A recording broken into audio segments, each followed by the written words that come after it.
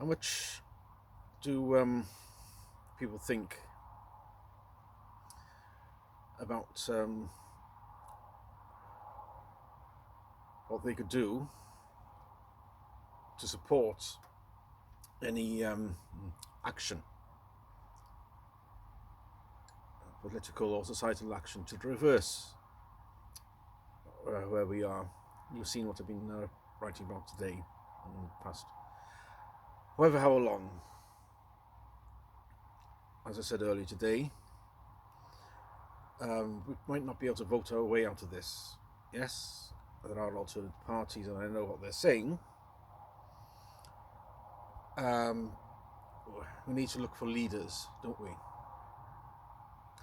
One such person, I should say, is Alan Miller of the Together Declaration. He set that up from scratch. I forget who he was working with. Another is the Heart Group. That's another pressure organisation. There are plenty of others who are looking on critically. Yes, there's New Culture Forum. They're not a political party. There's the Common Sense Project, I think it's called. Emma Webb, she runs that. So there's a lot of these different organisations, but in terms of who can people rally around, I mean, what are you fed up about? Not just the economy and the cost of living, but thinking back to the Tory MP this morning from Finchie Golders Green, that he's now not going to stand next year because of in the next general election later this year, because of threats he and his office staff have had, and also his family, and also his office staff's family as well, the death threats, and they have to wear stab vests and all the rest of it. So he can't, that's why he's stepping aside from politics. Labour MPs have also faced similar threats for their stance on Israel, and because they're not bowing. So how do you counter that? I mean, is it going to be enough? I mean, reform aren't radical enough, in my opinion, in terms of grasping various nettles what need to be what need to be grasped, to put it bluntly. It's but if people did stand up above the parapet, it's not necessarily more politicians or political parties we probably need at the moment, but it's one figurehead who recognises what's going on. As Matt Goodwin says, there's a lot of static. He doesn't put it quite in this way. There's a lot of static electricity up in the air, and that is what people are feeling. Not just me. Discontent. They can't quite put the finger on what it is they're unhappy about a lot of the time. A lot of it is about the governance. Yes, it is about the economy. Yes, it is about who's coming in, why they're coming in. The fact that immigration is running at net $750,000 a year. Not to mention the various illegals who are coming in.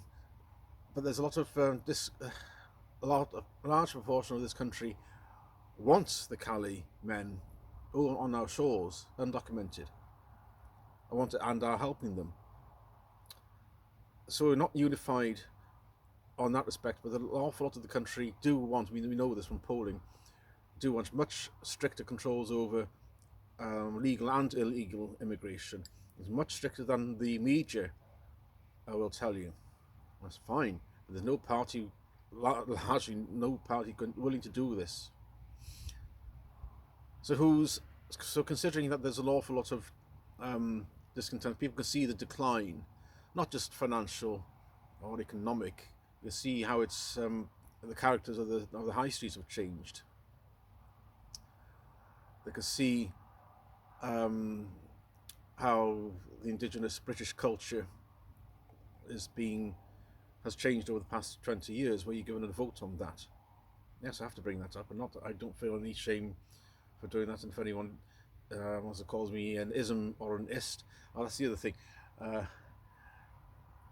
If you get called an ism or an ist or a phobe or something like that, then that usually means you're over the target. You're doing something right. So, and considering all this there's the static electricity, it just needs to be grounded. And the one person who can tap into exactly the feeling of the most common discontent and show the way of dealing with it successfully and the blueprint of dealing with it, that person, he or she, will have a huge amount of popular support, even if they're not a elected politician or have no desire to become an elected politician.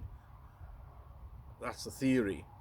But how much, because it's all very well people putting their head above the parapet and speaking openly about this, as I do, and as many other people I know also do, who are outspoken, comparatively outspoken, but then again, Peter Hitchens used to be called outspoken, but as he says, he's just saying what he thinks, and based on what he sees and his experience. He doesn't see it as being outspoken, and neither do I. It's only because people have been accustomed to have been silenced for so long by a small minority. Because we're in dire straits, not just economically, but in terms of the woke orthodoxy, that is the critical social justice orthodoxy. Even if we don't go to a war against Russia, that's not going to happen really. They couldn't organise themselves to invade Kiev. They could have, if they were as significant a military threat as the West currently makes them out to be, that we have to be on war footing against them. They could easily have taken all of Ukraine pretty quickly last year, but they didn't. Not even last year, it's now over 2 years, isn't it? So they're just rampaging on. So then there's no prospect that they're going to be rolling across the plains of northern Europe as the war hawks seem to be making it out. So even if we don't go to war, what's going to happen? Well, we're still going to face an existential threat from forces within, mainly, and also I'll go into touch on things like WEF. But who's going to stand up to them? I mean, what are people fed up about? And if there are people are fed up with children being mutilated in the name of progressivism at places like the Tavistock, and the prospect of biological men competing against women in women's sports, yet as much as people say that it is ridiculous, the orthodox and the ideology still maintains that it's perfectly okay, that they are as comparatively they can be compared with biological women. 2 + 2 = 5 in 1984 and all that. So, and that critical social justice orthodoxy, the woke orthodoxy, is based on base feelings of base sentimentality, that nobody must suffer, that nobody must suffer any disadvantage. That's the equity. So it's entirely childish. The adults were long since have left the building. So what's left is children in charge of not just government, but across the civil service. This has been the ideology since decades, and because it's enabled by the media, everyone's become brainwashed into it. It's become marinated. So if somebody did stand up against all this, what support would they have? Not just material support, but moral support.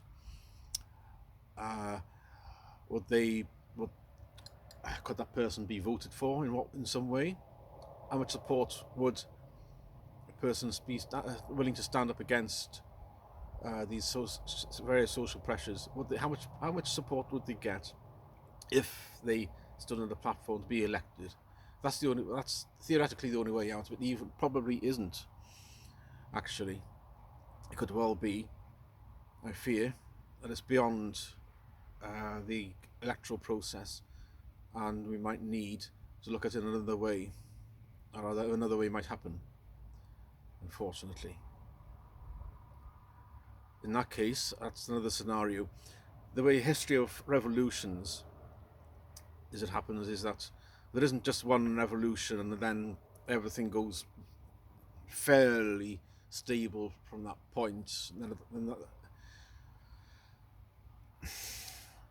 there tends to be counter revolutions, and then other counter revolutions, the reversal of that, and the implementation of that first revolution, and other counter revolutions from different sides, until it settles on one thing, one sort of a instability, but again from a revolution, but a sort of stability, and that's what's going to happen. You can forget politics. You can forget the Uni Party. That's just surface dressing. That's not going to achieve anything. That's only there to keep you quiet and to thinking that you have give you an illusion you have control, whereas you don't. So it's all very well people like Alan Miller heading together the declaration, but that's not what's going to come out if things go badly wrong, as I fear they will. Even if Labour gets elected, they won't stay in. Starmer is only the figurehead. He'll get disposed within 6 months and replaced with somebody more along the lines of Corbyn, a Marxist, and all the nasty little things that we know that Corbyn represented and his brand of what Labour is. So Starmer is the sort of electable, even though he is revolutionary, and he's not that far off Corbyn. They just want to keep that quiet. But assuming that does happen and they get in, it won't last. In terms of what happened to the currency, and also in terms of the societal pressures and the decline, the crime rates, and further Islamist attacks, which is why there is an attraction in voting them in to hasten the collapse. Very much so. But it will be inevitable. It will be sort of inevitable under the Tories if they get back in, which they won't. But it'll just mean that the collapse will be further out under them and Labour.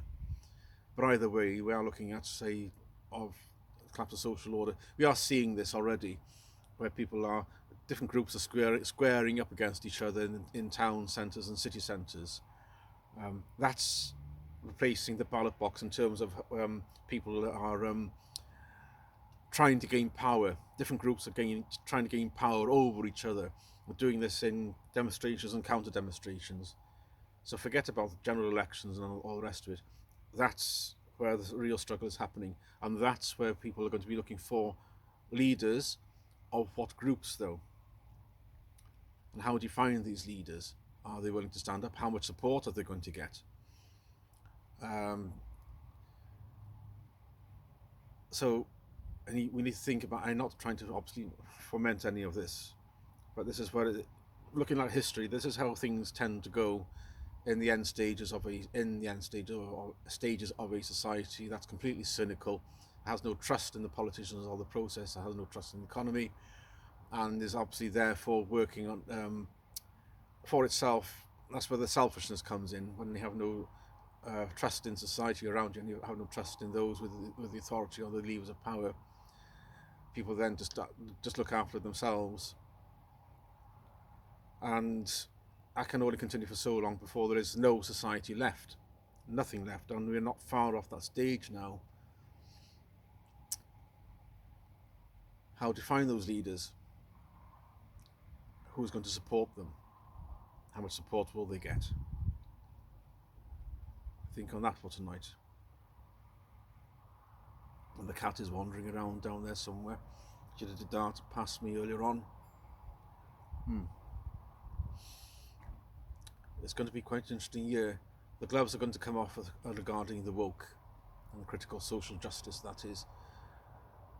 The further we head towards calamity, the less time there is going to be towards that, and whoever comes into power in any place will strike all that out. The politics of the sympathy, what Theodore Dalrymple calls toxic sentimentality, again from his Spoiled Rotten of 2010.